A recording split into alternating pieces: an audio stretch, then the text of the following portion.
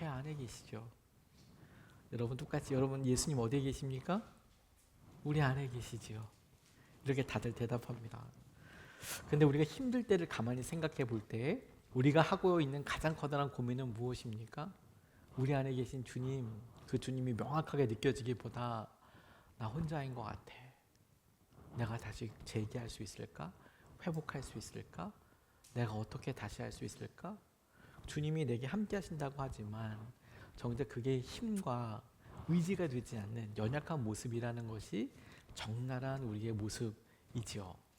그런 우리에게 스스로 검증해봐라, 스스로 시험해보라라는 이 질문은 마치 낙제점을 매기는 어떤 커트라인 같은 느낌이 들어요. 나 안 믿는 것 같아, 주님. 난 믿음이 없는 것 같아. 다시 시작해야 될까봐.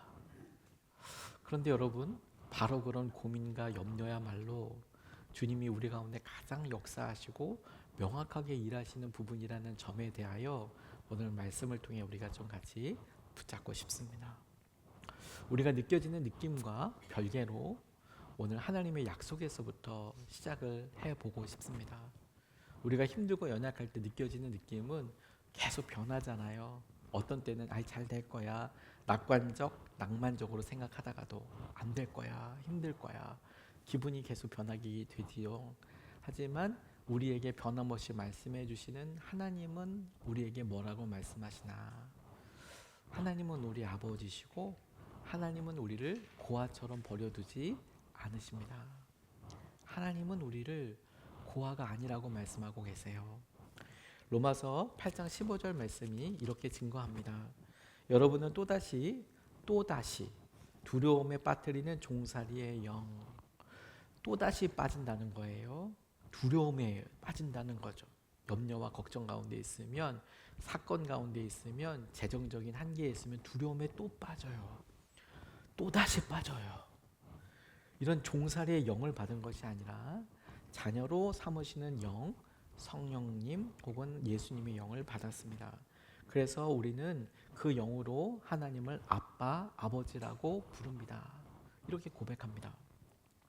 우리가 하나님을 아빠, 아버지라고 부른다고 이야기하는 것은 아버지는 혼자 되는 게 아니고 우리에게 자녀가 있으면 비로소 아버지가 되고 어머니가 되듯이 자녀 역시 부모가 있어야 이 땅에 존재할 수 있듯이 아버지, 어머니가 계시다라는 것은 자녀와의 긴밀한 관계를 기반으로 하고 있는 거예요.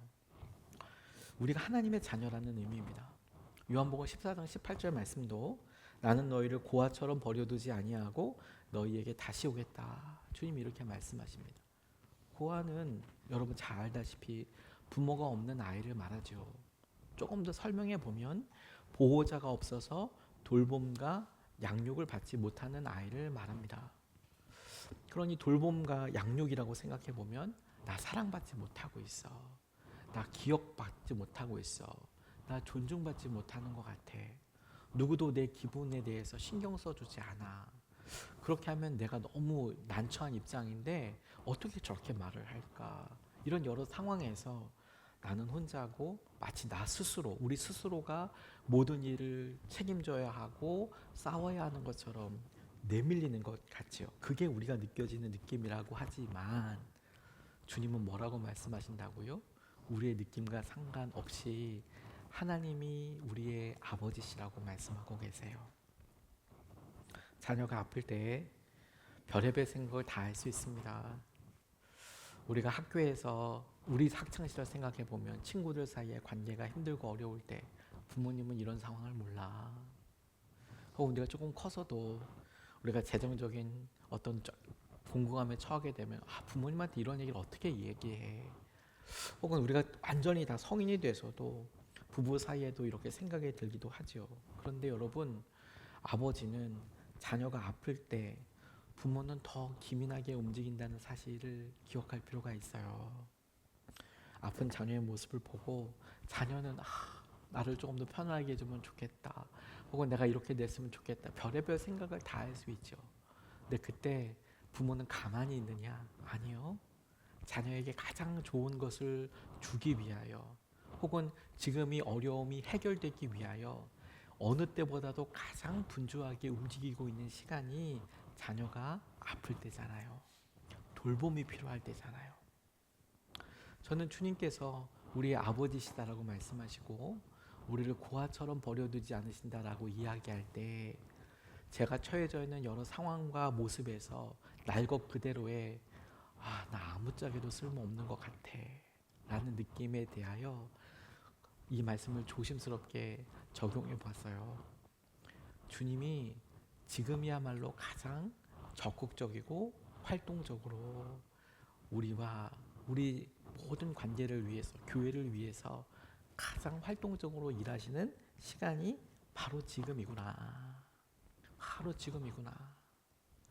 그런 의미로 여러분, 믿음은 혼자 버티는 힘이 아닙니다. 우리는 우리에게 믿음이 있으면 우리가 처해져 있는 건강의 아픔도 진로에 대해서도 우리가 이겨내는 거라고 생각만 해요.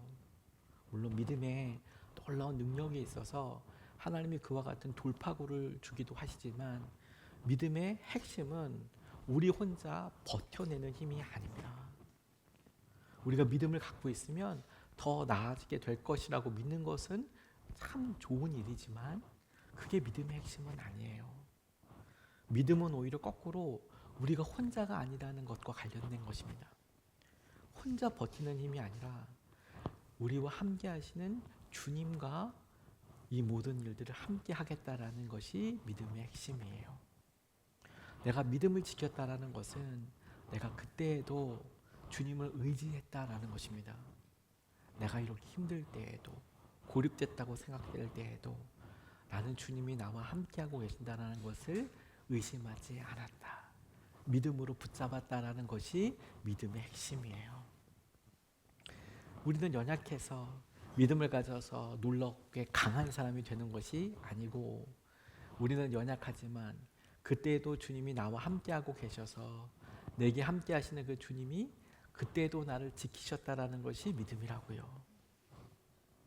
요한복음 15장 4절 말씀을 보면 내 안에 머물러 있어라. 그리하면 나도 너희 안에 머물러 있겠다.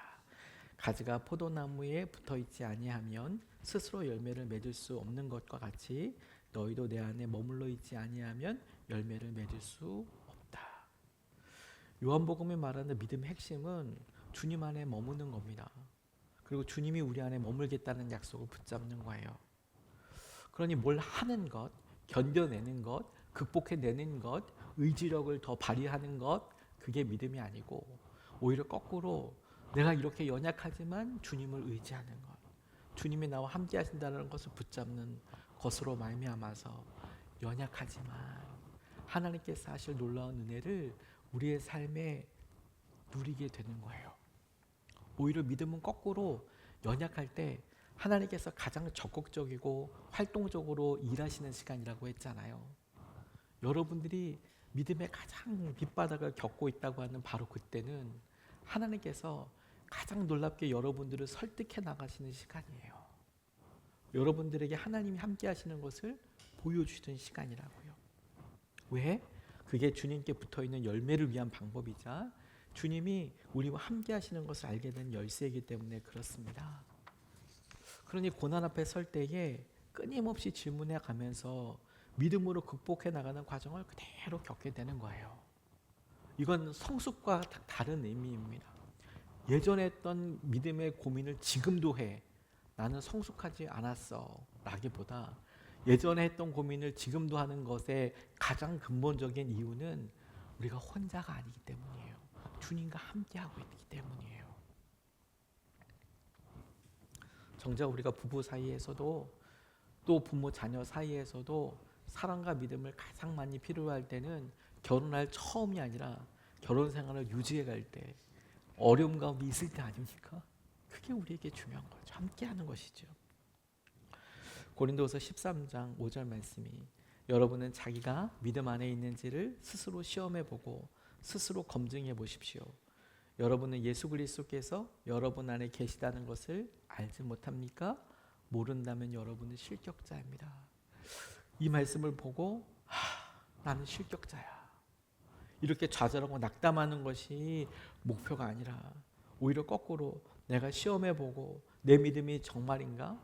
내 믿음이 검증될 수밖에 없는 상황인 고난의 상황, 아픔의 상황, 그것을 통과하는 인내와 기다림의 상황에서 우리는 끊임없이 예수 그리스도께서 우리 안에 계시다라는 사실에 대하여 질문하게 되고, 그렇게 질문하는 과정을 통해서 주님이 우리와 함께 하신다는 것을 계속해서 이때에도 함께 하시는구나, 이렇게까지 함께 하시는구나 라는 것을 알고 고백하고 더 강화해 가는 것이 믿음이라는 거예요.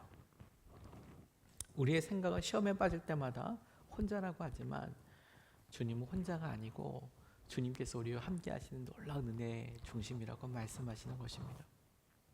오늘 저는 이 이야기를 제 말이 아니라 우리와 함께 믿음 생활을 이제 양육을 마치고 시작하게 되는 두 분을 통해서 같이 은혜를 나누고 싶습니다.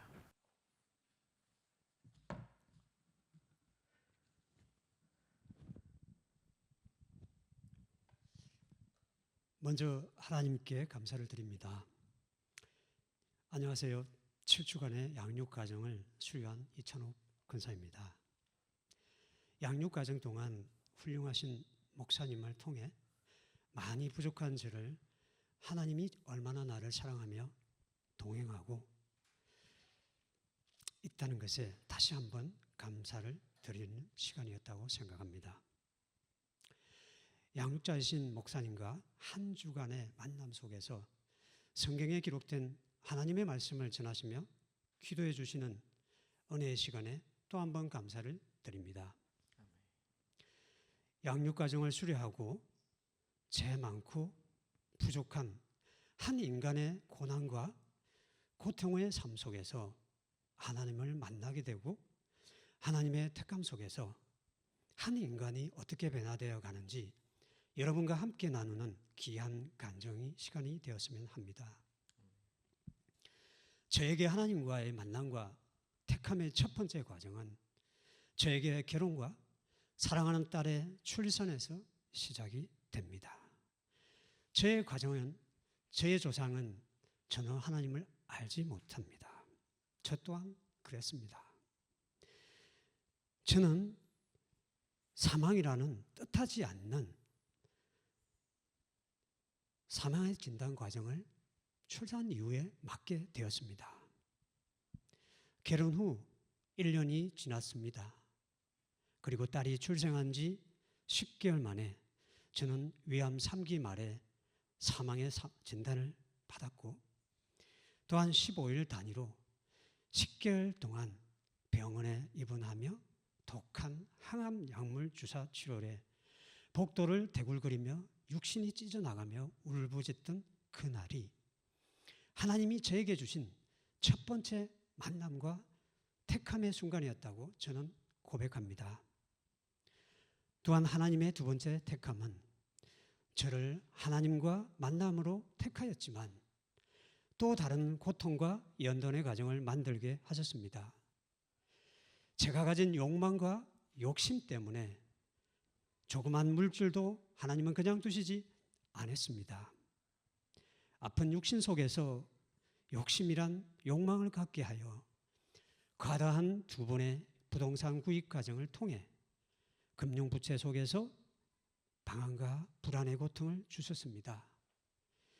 상환하지 못하는 금융부채들, 숨막히게 압박하는 채무의 통첩 순간들, 하나님은 또 한 번 갈급하는 저에게 그렇게 응답을 주셨습니다. 상한 압박 속에서 머리를 굴려도 세상의 모든 것들은 저를 외면하기만 하였습니다. 모든 것들을 체념하고 그때 비로소 하나님께 부르짖으며 매달렸습니다. 운전대를 잡고도 하나님을 부르짖으며 매달렸습니다. 매 순간마다 외원하며 부르짖었습니다. 하나님 감사합니다. 찬호야, 부르짖어라. 세상의 모든 것들 속에서 찾지 말고 오로지 전지전능하신 나 여호와 하나님께 부르짖어라. 하나님은 그렇게 저를 사랑하셨나 봅니다. 하나님의 세 번째 택함의 과정은 올바른 교회 생활관과 말씀을 묵상하고 기도하며 잘 살아달라는 하나님의 마지막 부탁이 아니었는지 생각해 봅니다. 전임교회를 나오고 이곳저곳 기웃거리고 은둔 자의 타 교회 생활 속에서 교회 생활과 하나님의 관계를 정립시켜 나가는 귀한 단련의 시간이었습니다. 예수님의 사람들 교회에 입문하기 전에 섬기던 교회를 등지고 긴 1년간의 하나님의 예배당 소속 없는 시간들 속에서 큰 교회, 작은 교회, 말씀이 잘 와닿는 목회자님을 새로운 교회의 선택 조건으로 이곳저곳 교회를 기웃거리는 시간들이었습니다. 어느 이른날 주일 예배 시간, 비가 그렇게도 내렸습니다.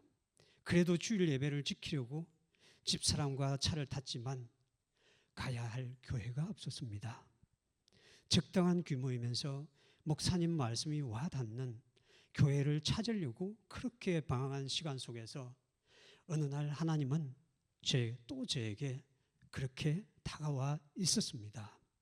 찬호야, 너 그렇게 목사님 설교 말씀을 참 잘하시는 분을 내가 찾게 해준다면 그 목회자가 너보다 먼저 이 교회를 그만두게 된다면 너는 그때 이후 또 다른 마음에 들지 않는 목회자가 온다면 그때 너 또 어떻게 할 거니? 마음에 들지 않는 목사님의 설교 중 순간제의 내리를 내려쳤습니다. 감사합니다. 하나님은 그렇게 저를 귀하게 여겨 사랑하셨는지요? 이제는 알 것 같습니다. 육신의 힘이 남아있는 매 순간마다 하나님의 말씀을 귀히 여기며 생활하면서도 자중하며 말씀에 순종하며 믿음으로 살겠습니다. 특별히 7주간의 양육 과정 속에서 선하시고 은혜로우신 목사님을 통해서 말씀을 전하고 함께한 귀한 은혜의 시간들이었습니다. 특별히 귀한 차기룡 목사님, 강인한 육신의 건강을 주시옵소서. 또한 사모님과 과정을 언제나 동행하여 주시옵소서. 하나님께서 주신 이곳 이 교회 언제나 하나님 말씀에 믿음의 순종으로 삶으로 살아가는 귀한 교회가 축복되게 하소서. 2026년 1월 18일 이찬호 근사. 감사합니다.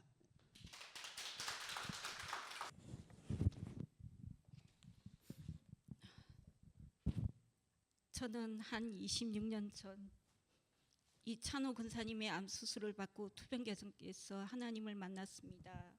그 전에는 어릴 적 몇 번 교회에 나가 본 적밖에 믿음 생활이 없었습니다. 살던 집 근처에 교회를 나가게 되었습니다. 그 교회를 다니면서 어떤 집사님 한 분이 어린 자녀를 등에 업고 주방 봉사하시는 모습을 보고 나도 저렇게 봉사하면서 교회를 다녀야겠다고 생각했습니다. 하루하루 간절히 기도를 하며 믿음 생활을 했습니다. 시간이 지나 이찬호 근사님의 건강도 좋아지고 하나님은 사랑이 많으신 분이시구나. 우리 가정을 이렇게 사랑하시구나. 여기까지 온 것은 다 하나님은 다 정말 감사하며 또 기대하면서 살아가게 되었습니다. 그러다 어느 순간에 어린 자녀와 가족이 생활을 해야 해서 저는 직장 생활을 해야 했습니다. 그렇게 지내다 보니 간절함, 성실함, 사모하는 마음이 약해지면서 교회 생활에 게으름을 피우게 되었습니다. 하나님과의 관계에 있어 간절함과 꾸준한 순종이 없어져 갔습니다. 사회생활과 교회 생활의 갈등도 생기면서 그래도 우리 삶 속에 부어주신 하나님의 축복과 은혜를 다시 한번 생각하며 우리 가정은 하나님을 떠나서는 살 수가 없겠구나라는 믿음을 확신하게 되었습니다. 잠언 16장 9절 말씀, 사람이 마음으로 자기 일을 계획할지라도 그의 걸음을 인도하시는 이는 여호와시니라. 아멘. 힘들고 지칠 때 마음속으로 간절히 기도하며 잘 이루어질 때 주님은 항상 우리 옆에 계신 것 같았습니다. 이번 양육자 교육을 통해 많이 부족한 저를 신앙생활에 목사님께서 한 주 한 주 교육해 주신 가정을 통해서 많은 은혜를 감사하게 생각하며 앞으로 주님만 바라보며 나아가려고 합니다. 매일은 아니어도 성경 말씀도 묵상해야겠다고 마음도 이번 교육을 통해서 다시 한번 회개했습니다. 예수님의 사람들 교회로 인도해 주신 하나님 정말 감사합니다. 네, 오늘 목사님 말씀처럼 우리가 마음속에 예수님이 항상 계시냐 이렇게 물어봤을 때 우리는 선뜻 이렇게 대답이 안 나올 때가 많이 있죠. 저도 중환자실에 한 이틀 3일 있을 때 처음에는 주님을 좀 원망도 했었습니다. 그렇지만 점점 이렇게 시간이 가면서 나를 돌아보게 되고 주님이 계시다는 걸 또 느껴지니까 더욱 주님을 붙잡게 되더라고요. 여러분들도 더욱더 어려울수록 주님 붙잡고 나아가는 우리 모두가 되시기를 간절히 바라겠습니다. 이번 예수님과 만나다 많은 사람 가운데 저를 택해 주시고 예수님의 사람들 교회로 인도하시고 관계를 맺게 해 주신 주님께 감사드립니다. 우리를 사랑하시는 하나님이 계시다는 것과 그분을 향하여 삶의 중심을 집중하는 삶으로 살아가야 됨을 다시 한번 깨달았습니다. 회개는 나 중심에서 하나님의 중심으로 돌이키는 믿음이라고 했습니다. 하나님 중심으로 살기를 간구합니다. 또한 우리를 위해 생명까지 내어주신 주님을 찬양합니다. 우리를 위한 사랑과 희생을 보며 더욱 주님을 닮아가는 내가 되어야겠다고 다짐합니다. 내 안에 있는 성령님을 의지하며 살아야 하는데 성령이 하라는 걸 거절한 적이 많이 있었음을 이 시간 고백합니다. 성령께서 하라시면 순종하는 믿음으로 살아야 됨을 이번 기회를 통하여 다시 한번 깨닫는 시간이었습니다.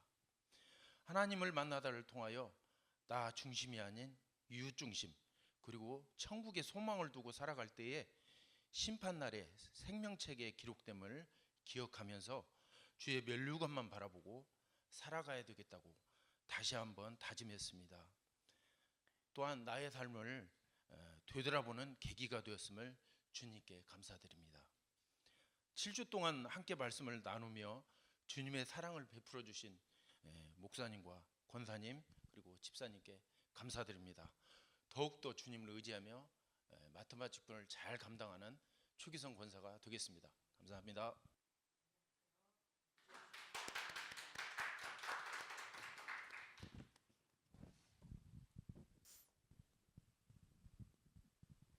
안녕하세요. 말씀을 듣고 이제 간증을 하겠습니다. 제목 예수님을 만나다라는 제목으로 양육을 받게 함을 먼저 하나님께 감사와 영광을 올려드립니다. 오늘을 새롭게 시작하고 가장 좋고 행복한 삶을 사는 저인 것을 알게 됐습니다. 그러기 위해서 죽은 행실에서 벗어나서 다시 사는 인생이 죽게 회개함으로 나 중심이 아닌 하나님의 중심의 삶으로 돌이키라는 것을 깊이 깨닫는 시간이었습니다.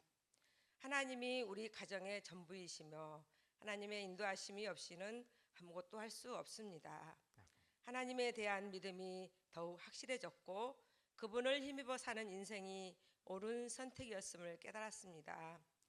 그 좋으신 하나님을 자랑하고 전도하면서 행복하게 살아야겠다고 다짐했습니다. 모든 만물을 창조하신 하나님께서 예수님을 통해 하신 일들을 더욱더 확실하게 믿게 됐고 하나뿐인 아들 그리스도가 우리의 죄를 해결하기 위해 죽게 하시고 우리의 모든 죄를 대신 해결해 주셔서 얼마나 감사하신지요. 내 안에 성령님이 항상 함께 하셔서 추하고 더러운 모든 것을 다 버리고 새로운 마음으로 태어나서 나의 못된 자아를 버리고 예수님의 사람이 되어 살기로 다짐했습니다. 예수님의 사람들 교회 사랑의 끈으로 저를 인도하셔서 이어지게 하심을 감사드립니다. 예수님의 사람들 교회 사랑의 끈으로 인도하여서 이어지게 하심을 감사드립니다. 사랑의 끈, 행복의 끈 꼭 붙잡고 예수님을 높이고 교회를 세워가는 사람이 되겠습니다. 이제부터 시작이라는 마음으로 부활의 확신을 가지고 저 천국 영원한 약속 죽은 자가 아닌 다시 사는 영생을 믿고 살아가겠습니다. 최선을 다하고 순종함으로 주님의 말씀이 이어지는 날까지 인내하고 믿음 잘 지키겠습니다. 마지막으로 저희를 예수님의 사람들 교회로 인도하신 하나님께 감사드립니다. 양육해 주신 목사님 또 권사님 또 같이 하여 주신 집사님 목사님 너무 수고하셨고 감사드립니다. 말씀은 1월 12, 28일에 돼 있는데 그거는 미뤄져 가지고 오늘 말씀을 듣고 간증합니다. 감사합니다. 마치 약속이 난 것처럼 오늘 본문 말씀과 딱 맞게 하나님께서 간증자를 미리 준비해 주신 것이라 이런 생각이 듭니다. 여러분, 우리는 교회를 못 찾아서 고민해요. 때로는 죽을 병에 우리의 마음과 인생이 확 눌려버리기도 합니다. 근데 지나놓고 나면 그때가 하나님께서 가장 강력하게 가장 적극적이고 활동적으로 우리를 향하여서 준비하시고 움직이시는 시간이에요. 그렇게 생각해 보면 주님께서는 이미 우리와 함께하고 계시고 이미 우리 가운데 그 많은 증거들을 허락하여 주셨습니다. 그러니 여러분, 우리가 이번 한 주를 살면서 어떤 마음으로 고통받고 힘들고 좌절했을지라도 그게 어떤 마음이라도 우리는 우리에게 말씀하신 하나님께서 우리에게 허락하신 성경을 통해 주신 약속과 증거를 붙듭니다. 이미 우리 안에 그 증거들이 많이 있거든요. 로마서 8장 16절 말씀을 보면 바로 그때에 그 성령이 우리의 영과 함께 우리가 하나님의 자녀임을 증언하신다고.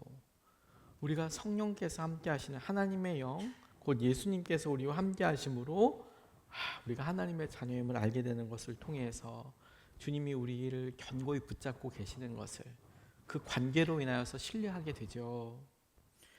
우리가 자녀는 거저되는 것이 아니고 반드시 부모가 있어야 되는 것처럼 주님이 우리의 아버지시라는 사실을 통해 우리가 자녀이기 때문에 누리는 혜택, 특권이 다만 더 삶이 편해지는 것이 완성이 아니라 우리가 알지 못하는 곳에 하나님께서 놀랍게 우리를 받아주시고 일하고 계신다라는 것이 우리에게 은혜인 거예요. 주님께 생각을 맡기십시오. 그리고 주님의 약속으로 채우세요. 주님이 하실 일들을 기대하십시오. 이것은 우리가 잘 믿고 있다는 조건이 아닙니다. 그렇게 하고 있으니 내가 잘 믿고 있는 거지, 이걸 확인하는 조건이 아니라 이미 주님이 우리 안에 함께하고 계신다라는 증거를 우리가 붙잡는 거예요.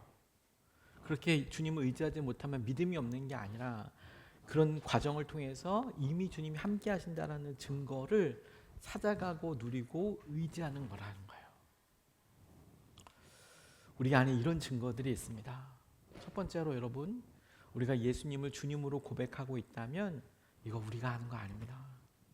어느 순간에 우리가 기도할 때 예수님, 나의 주님, 예수님께서 하나님의 아들이신 것을 우리가 고백한다면 이건 우리가 배워서 하는 것 같지만 여러분, 그렇지 않습니다.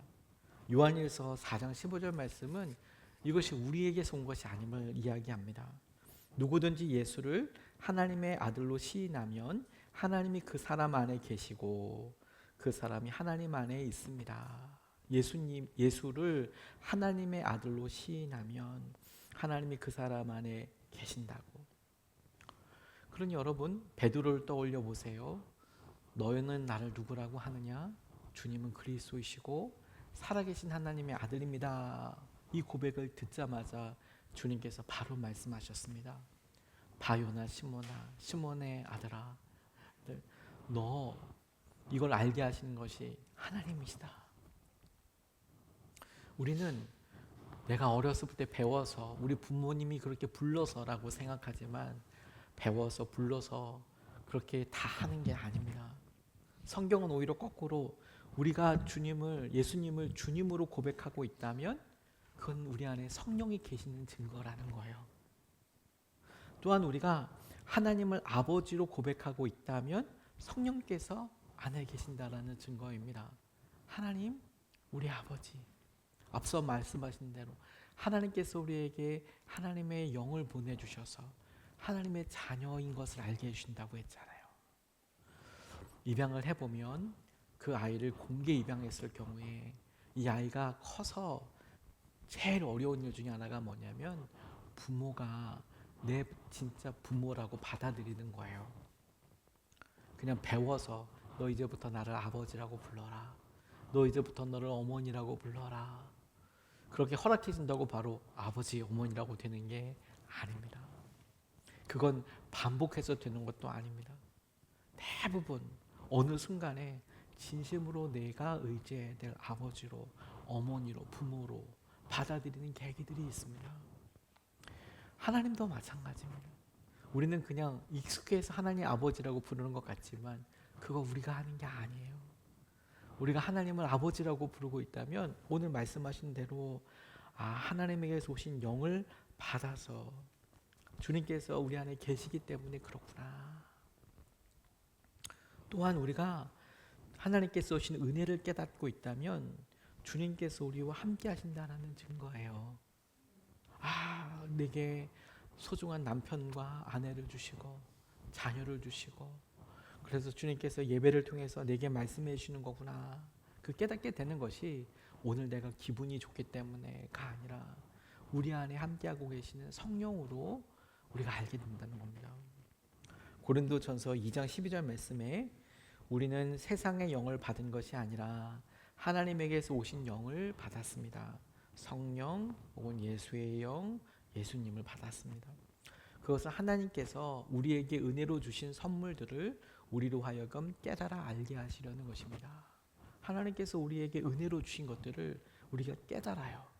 우리 스스로가 깨닫게 되는 게 아니고 우리 안에 계신 성령께서 그 일을 깨닫게 하시죠.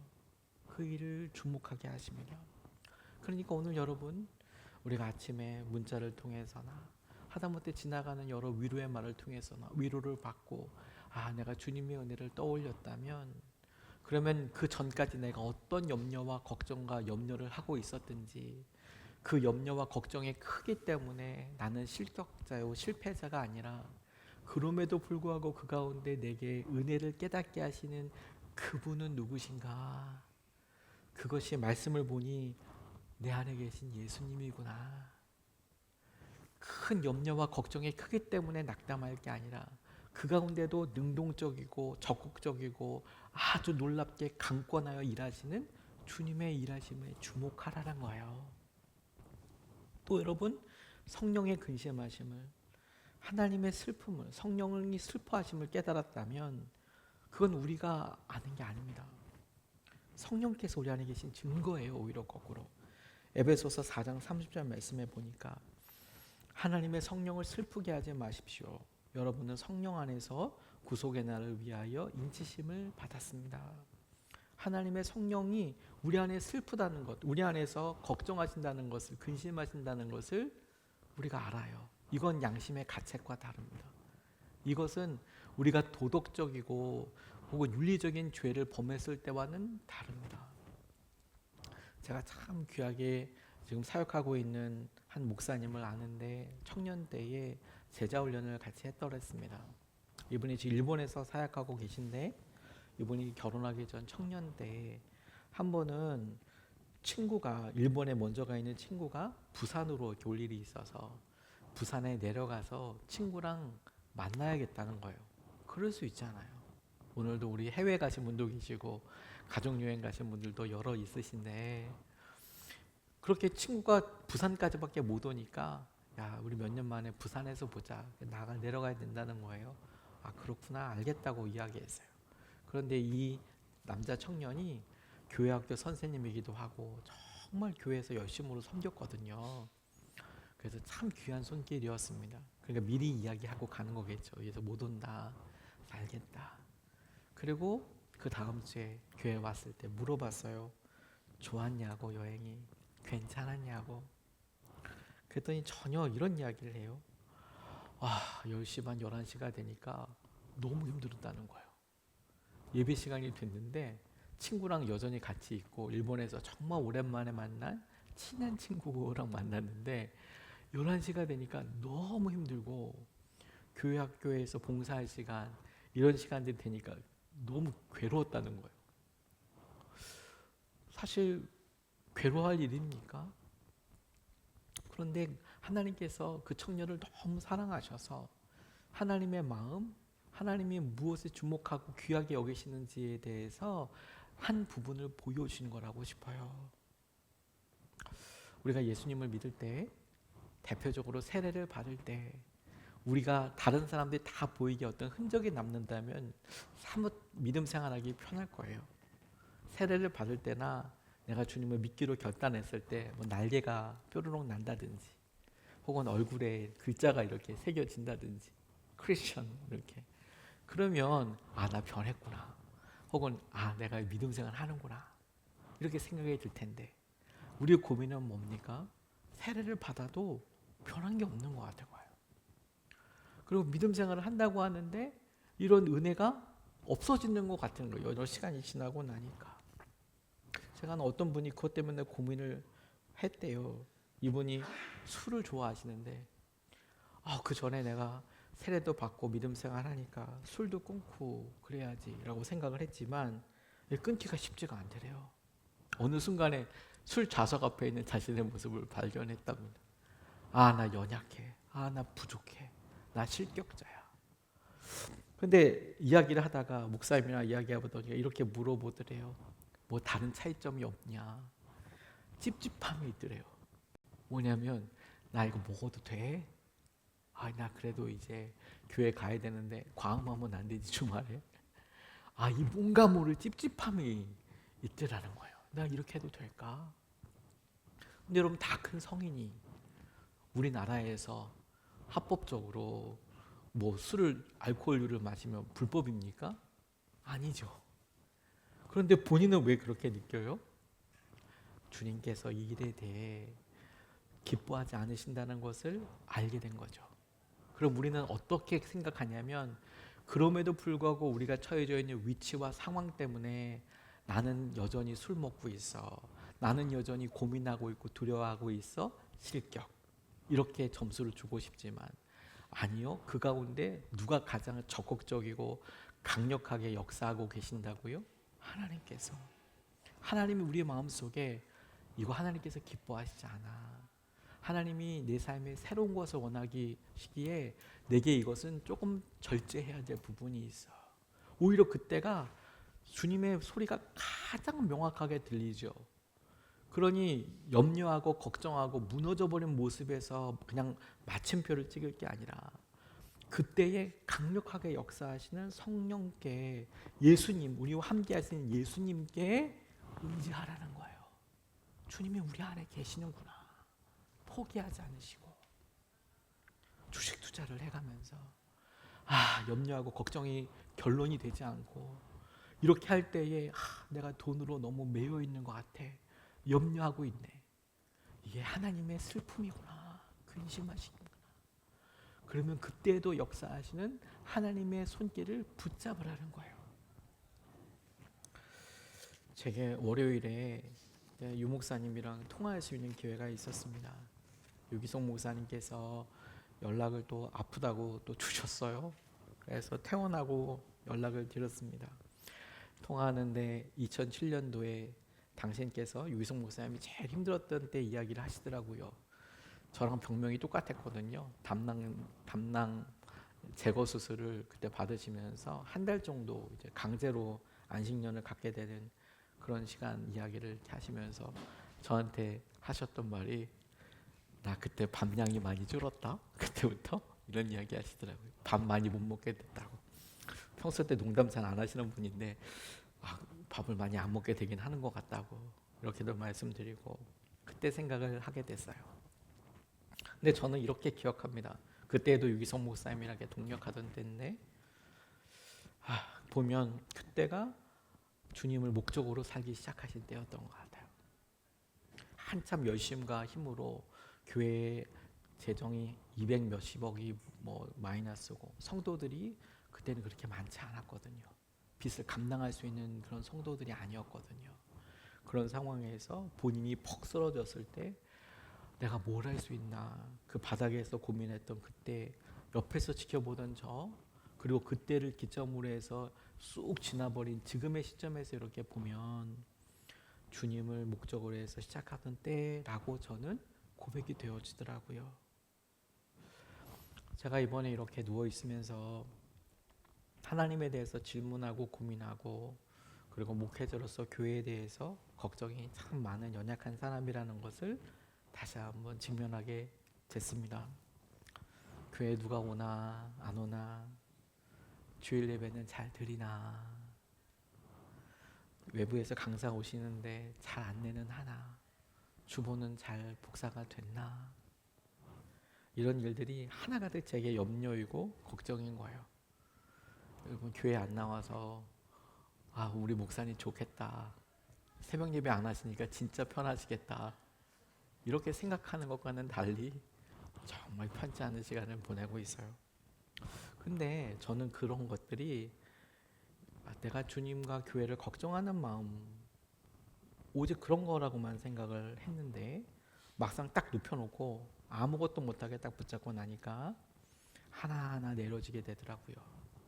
이것도 내 어떤 개인적인 욕심과 계획에 연결되어 있지. 그래서 하나씩 하나씩 내려놓게 되는 거예요. 목사가 교회에 대한 걱정과 염려에도 제 염려가 있더라고요. 제 고민이 있더라고요. 그런데 할 수가 없잖아요, 아무것도. 그렇죠. 할 수가 없잖아요. 그냥 있으니까. 강제로 이게 근심과 걱정의 시기를 넘어서게 되는 거죠. 퇴원 안 시켜주니까 병원에서 보면서 강제로 넘어서게 되죠. 근데 그렇게 다 하나씩 강제로 벗겨지듯이 염려와 걱정의 시기를 넘어가고 직면하고 통과하고 나니까 성령의 근심하심이 그때서야 연약한 저에게 비로소 깨달아졌습니다. 그렇게 주일 오후 이렇게 맞고 월요일을 맞고 가만히 있는데 오히려 저한테 이런 마음이 들더라고요. 나는 얼마나 하나님 보시기에 충성스러운 목사인가. 난 이렇게 누워있는 나는 설교를 어떻게 하고, 얼만큼 성실하고, 얼만큼 능력을 바라고, 얼만큼 설교 준비를 해서 호소하듯이 설교하는 사람인가, 이런 게 염려가 아니라 하나님 보시기에 나는 얼마나 충성스러운 목사인가. 하나님이 저를 보실 때 하나님은 얼만큼 편하게 쓰실 수 있을까. 또 저는 얼마나 순전하게 주님을 따르고 있는가. 주님이 한 말씀만 하셔도 여전히 움직일 수 있는가. 비로소 성령님의 근심, 주님은 교회나 이런 염려가 아니라 제 안에 있는 다른 근심과 걱정에 대해서 정말 슬퍼하고 계시더라고요. 남은 삶은 이렇게 살면 되겠나? 저는 마음을 되게 다잡게 되었고 여러분들과 함께 주목하고 나가고 싶습니다. 주님을 더 분명하게 붙들어야겠다. 염려와 걱정이 섞여 있는 것이 아니라 우리는 살아계신 주님을 온전히 붙들어야겠다. 우리가 연약할 때에도, 우리가 흔들릴 때에도 우리는 주님을 붙들어야겠다. 믿음을 가져야겠다. 우리의 염려와 걱정에 주님은 분명하게 역사하고 계세요. 유기성 목사님과 저는 똑같은 사람은 아닙니다. 근데 놀라운 사실 한 가지를 여러분들과 나누고 싶어요. 유기성 목사님께도 저에게도 하나님은 똑같은 분이십니다. 똑같은 은혜를 간구하게 됐어요. 사람이 달라서 다른 은혜가 아니라 주시는 분이 동일해서 하나님 은혜를 주십시오. 그 은혜는 교회가 어떻게 되고 제가 더 이런 게 아니라 주님을 온전히 의지하는, 순전하게 믿고 따르는 충성된 사람이 되게 해주십시오. 하나님을 온전히 의지하게 해주십시오. 어려울 때마다 마음 따라 움직이지 마시오, 우리 여러분. 주님의 약속에서 일어나는 저와 여러분이 되시기를 주님의 이름으로 진심으로 축복하고 도전합니다. 오늘 우리가 이 약속을 붙잡고 찬양하고 같이 기도하고 싶습니다.